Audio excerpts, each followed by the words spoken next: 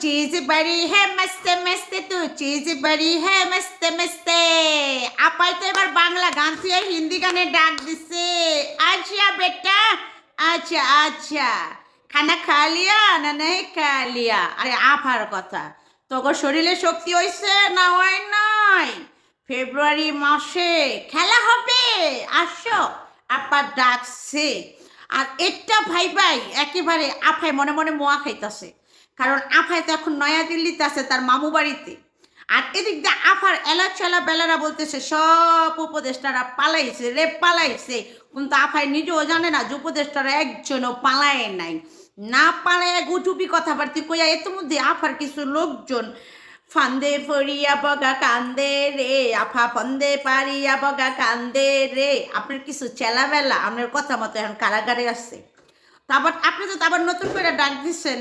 এখন তো আপনার চেলাবেলার আসবেই আসো গুজব লিগের লোকজন আসো আফসোস লিগের লোকজন শত হইল তোমাদের আফা ঘুমায় নয়া দিল্লিতে আর তোমরা ঘুমাও আনাচে কানাচে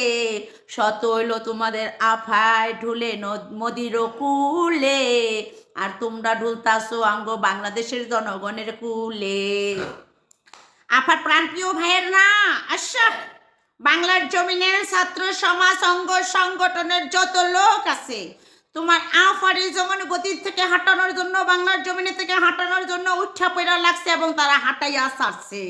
এখন আবার যেরকম বাংলাদেশের জনগণ তোমার আপার গল্লায় ফান্দা পরানোর জন্য উঠা পড়া লাগছে তার মানে ফান্দা পড়বে এখন যতই তোমার আফায় গান গাক এ সুখের নেই কোনো সীমানা এ সুখের নেই কোনো সীমানা কারণ তোমার আফার মনের ভিতরে আবেগ আদৌ আল্লাহ জানে কবে আসবে এই বেটির ভিতরে বিবেক